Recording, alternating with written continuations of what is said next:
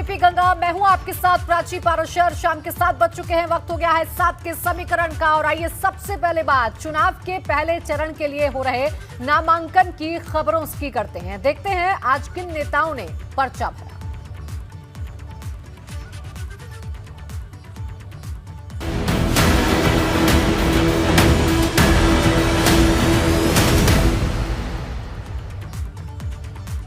पहली बार विधानसभा चुनाव लड़ने जा रहे मुख्यमंत्री योगी आदित्यनाथ ने आज गोरखपुर शहर विधानसभा सीट से अपना नामांकन पत्र दाखिल कर दिया। मुख्यमंत्री योगी आदित्यनाथ ने नामांकन के दौरान केंद्रीय गृह मंत्री अमित शाह, यूपी चुनाव प्रभारी धर्मेंद्र प्रधान और यूपी भाजपा अध्यक्ष स्वतंत्र देव सिंह के अलावा गठबंधन के दोनों सहयोगी, अपना दल एस के अध्यक्ष और केंद्रीय मंत्री अनुप्रिया पटेल के अलावा निषाद पार्टी के अध्यक्ष संजय निषाद भी मौजूद थे। मुख्यमंत्री योगी आदित्यनाथ ने 2 सेट में अपना नामांकन दाखिल किया। नामांकन के दौरान सीएम योगी आदित्यनाथ के 2 प्रस्तावक शिक्षाविद मयंकेश्वर पांडे और इंजीनियर सुरेंद्र कुमार अग्रवाल भी कलेक्ट्रेट में इस दौरान मौजूद रहे।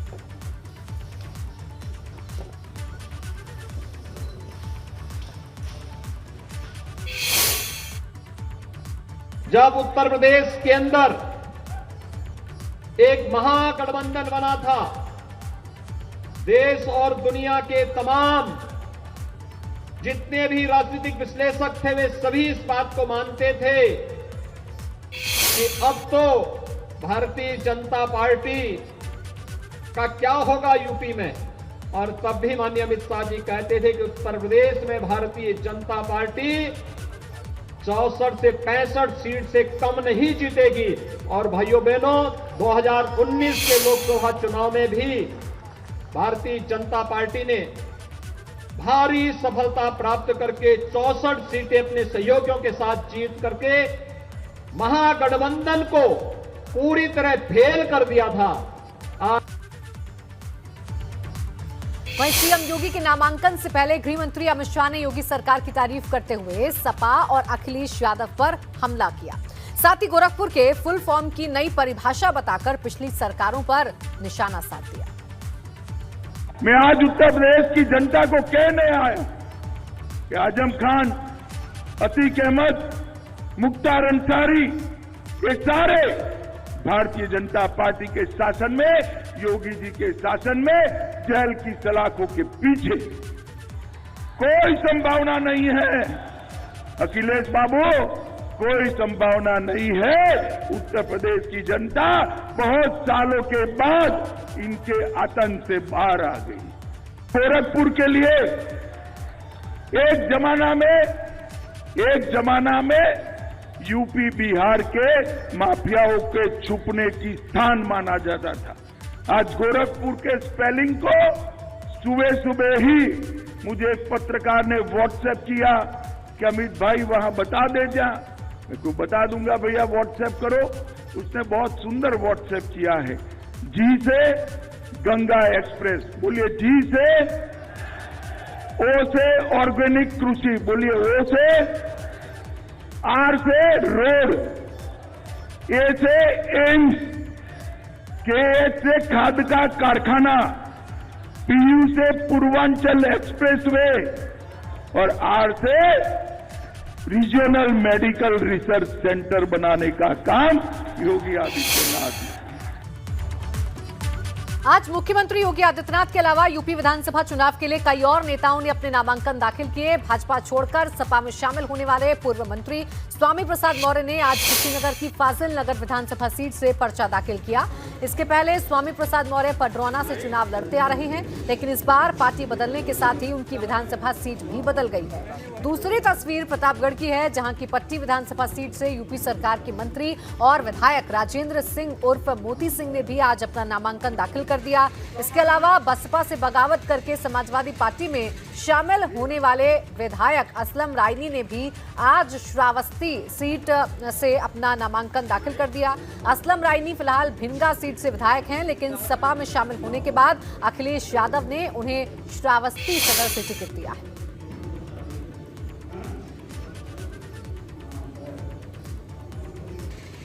तो देखिए आप, ये असलम रायनी को इस वक्त देख रहे हैं साइकिल पर। चूंकि साइकिल चुनाव चिन्ह है और समाजवादी पार्टी की तरफ से ही वो चुनावी मैदान में उतरे हैं, तो इसीलिए साइकिल पर सवार होकर वो नामांकन दाखिल करने गए हैं। देखिए, टिकट जब फाइनल होता है उसके बाद प्रत्याशी नामांकन करने जाते हैं और इसी दौरान अपनी शक्ति का, अपनी तैयारियों का पूरी तरीके से एक झलकी दिखाने की कोशिश प्रत्याशियों की तरफ से की जाती है और यही कोशिश असलम रायनी ने की। आपको ये भी जानकारी दे दें कि श्रावस्ती में 2 विधानसभा सीटें हैं और फिलहाल असलम रायनी भिंगा विधानसभा सीट से विधायक हैं।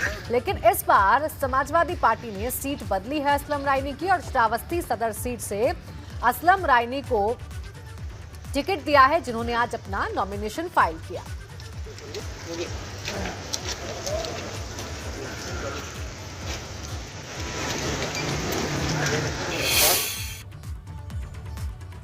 इधर बलिया की फेफना विधानसभा सीट से अपना नामांकन दाखिल करने के लिए पंचायती राज मंत्री उपेंद्र तिवारी नामांकन के लिए दौड़ते हुए नजर आए। दरअसल मंत्री जी तय मुहूर्त पर ही नामांकन करना चाहते थे, लेकिन देर हो गई। इस दौरान जैसे ही मंत्री जी कलेक्ट्रेट परिसर में पहुंचे और वहां से उन्होंने दौड़ लगा दी, जिसकी तस्वीरें आप देख लीजिए। नामांकन की तीसरी और सबसे दिलचस्प तस्वीर बलिया से सामने आई, जहां यूपी सरकार के मंत्री उपेंद्र तिवारी फेफना विधानसभा से पर्चा दाखिल करने पहुंचे, लेकिन जब मुहूर्त का समय निकलने लगा तो मंत्री जी ने कलेक्ट्रेट परिसर में दौड़ लगानी शुरू कर दी ताकि शुभ मुहूर्त में वो नामांकन दाखिल कर सके।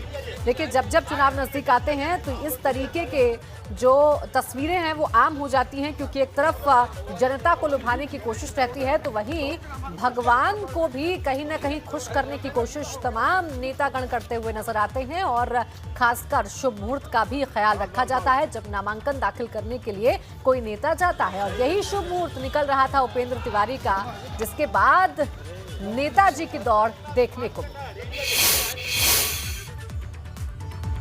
तस्वीरें बस्ती से भी आई, जहां भाजपा के मौजूदा विधायक और कप्तानगंज विधानसभा सीट से प्रत्याशी सीपी शुक्ला जनता के सामने नतमस्तक हो गए। माफी मांगते नेताजी ने कहा, जाने अनजाने में मुझसे जो भी गलती हो गई है उसे माफ कर दीजिए, और जनता के सामने दंडवत हो गए।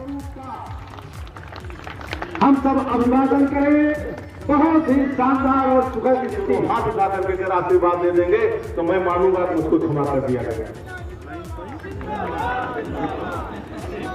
विजयी भाव का हम सब आशीर्वाद दें, जोरदार तालियों से हम अपने माननीय विधायक जी का इस सौम्य स्वरूप का हम सब। और आइए आपको ले चलते हैं ताजनगरी आगरा, जहां जयंत चौधरी और अखिलेश यादव इस वक्त रैली को संबोधित कर रहे हैं।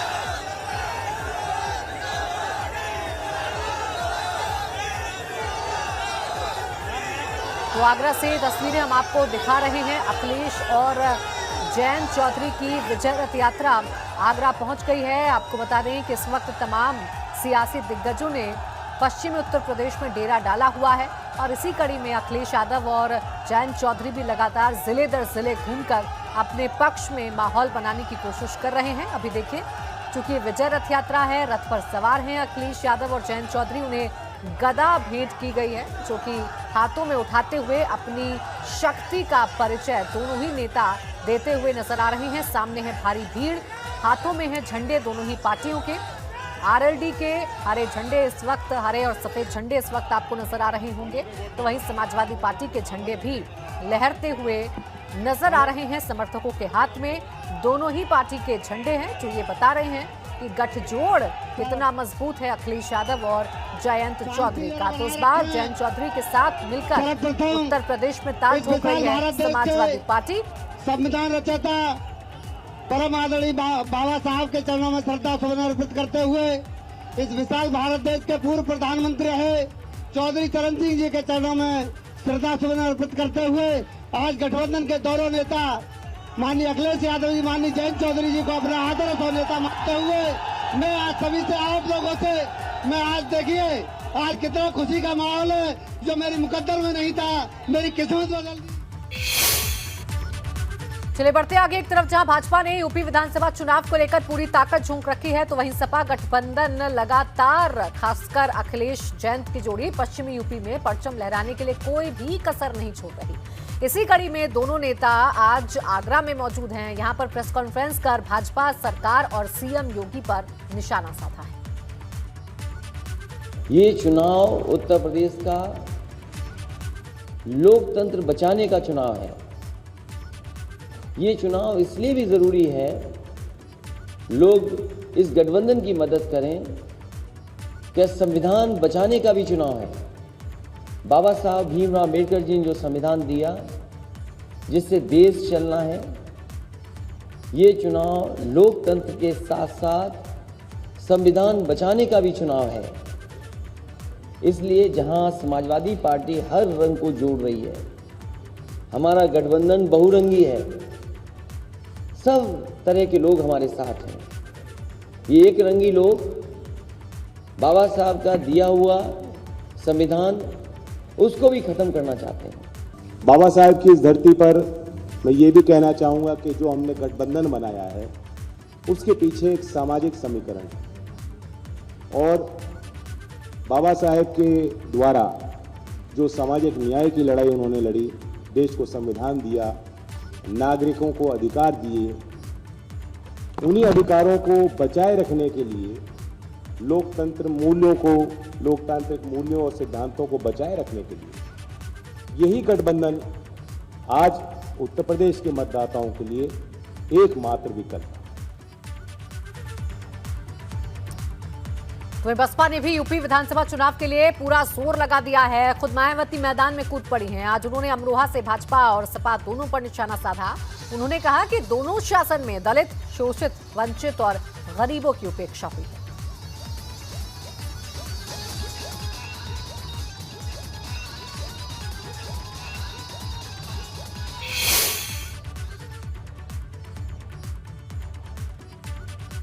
बीएसपी की सरकार बनने पर यहाँ बीजेपी व सपा आदि के शासनकाल की तरह कानून व्यवस्था को किसी भी कीमत पर खराब व लचर नहीं होने दिया जाएगा तथा हर स्तर पर कानून द्वारा कानून का राज ही कायम किया जाएगा। किसी भी प्रकार से शोषण व उत्पीड़न आदि नहीं होने दिया जाएगा, जैसा कि वर्तमान भारतीय जनता पार्टी की सरकार में हो रहा है। खासकर कानून व्यवस्था को बेहतरीन बनाने के लिए विशेष अभियान के तहत वे दलगत राजनीति से ऊपर उठकर यहाँ गुंडों, बदमाशों, माफियाओं व अन्य आपराधिक एवं अराजक तत्वों को भी जेल की सलाखों के अंदर ही भेजा जाएगा।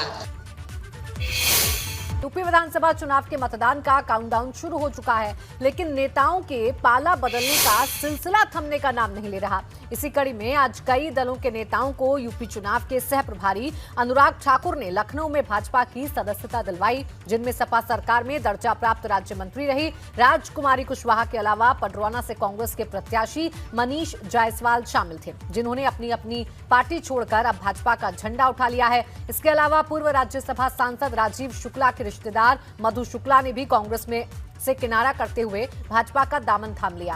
इस दौरान हाल ही में कांग्रेस से भाजपा में शामिल हुए आरपीएन सिंह भी मौजूद थे। इस मौके पर अनुराग ठाकुर ने साफ कर दिया कि जिन लोगों ने पार्टी की सदस्यता ली है वो बिना शर्त भाजपा के साथ जुड़ रहे हैं। समाजवादी पार्टी के पूर्व विधायक, पूर्व सदस्य अल्पसंख्यक आयोग, 3 वर्ष तक प्रदेश। एक तरफ अखिलेश यादव अपनी यात्रा और सभाओं में भाजपा को घेरने में लगे हुए हैं, तो दूसरी तरफ भाजपा नेता भी उतने ही तीखे अंदाज में अखिलेश यादव पर जुबानी हमले कर रहे हैं। इसी कड़ी में आज केंद्रीय मंत्री अनुराग ठाकुर ने एक बार फिर अखिलेश यादव पर चुटकी लेते हुए टोंटी वाला मुद्दा याद दिला दिया। अनुराग ठाकुर ने यूपी चुनाव में भाजपा की जीत का दावा करते हुए एक नया नारा गढ़ दिया और कहा कि यूपी चुनाव में समाजवादी पार्टी की क्या हालत है, यह अखिलेश यादव के चेहरे से जाहिर होता जा रहा है।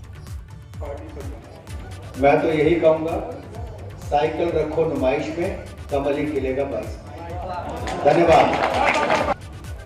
मैं तो यही कहूंगा, साइकिल रखो नुमाइश में, कमल ही खिलेगा 22 में। धन्यवाद।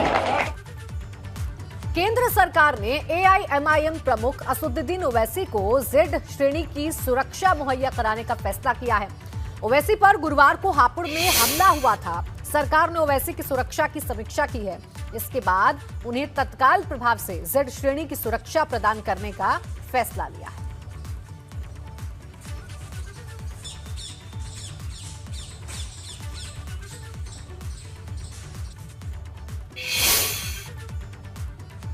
कानपुर के बिठूर विधानसभा क्षेत्र में सपा के जनसंपर्क का एक विवादित वीडियो सोशल मीडिया पर तेजी से वायरल है। हालांकि एबीपी गंगा वायरल वीडियो की पुष्टि नहीं करता, लेकिन जो वीडियो वायरल है उसमें पाकिस्तान के समर्थन का नारा लगाया जा रहा है। आपको बता दें कि बिठूर विधानसभा से मुनींद्र शुक्ला सपा प्रत्याशी हैं। बताया जा रहा है कि वीडियो टिकरा क्षेत्र में जनसंपर्क के दौरान का है। पाकिस्तान बनाना है। शुक्ला प्रत्याशी समाजवादी पार्टी बिठूर विधानसभा, मेरे संज्ञान में एक बात ये आई है।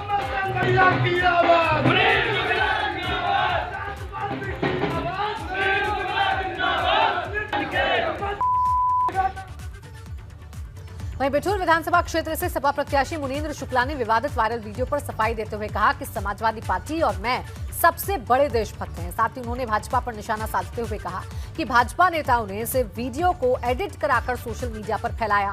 वहीं बिठूर से विधायक अभिजीत सिंह सांगा ने कहा कि सपा के राष्ट्रीय अध्यक्ष बताएं वो राष्ट्रवादियों के साथ हैं या फिर आतंकवादियों पाकिस्तानियों के साथ। ये नितांत भ्रामक है। भारतीय जनता पार्टी के द्वारा, उनके नेताओं के द्वारा ये वीडियो एडिट करके बनाया गया है क्षेत्र की शांति भंग के लिए और मतदाताओं को भ्रमित करने के लिए। मेरा मतदाताओं से निवेदन है कि हम लोग पूरी समाजवादी पार्टी और हम लोग राष्ट्रभक्त हैं। मेरे किसी जनसंपर्क कार्यक्रम में किसी की हैसियत नहीं है कि राष्ट्र विरोधी कोई नारे लगा दे। पूर्व में भी समाजवादी पार्टी की सरकार में टिकरा गांव में तुष्टीकरण किया गया है। मुस्लिमों का पक्ष लेकर के मुनींद्र शुक्ला जी ने अनेकों ब्राह्मणों के ऊपर व अन्य हिंदुओं के ऊपर अनेकों बार कहीं ना कहीं उनको परेशान करने का काम किया है, प्रताड़ित करने का काम किया है। निश्चित रूप से अभी तक तो मुस्लिमों को प्रभावित करने के लिए ये लोग टोपी लगाने का काम करते थे, लेकिन अब मुस्लिमों का वोट पाने के लिए पाकिस्तान जिंदाबाद के भी नारे लगाने में कहीं भी संकोच करने का काम समाजवादी पार्टी ने किया। और इसी के साथ के समीकरण में बस इतना ही। आप देखते रहिए एबीपी गंगा।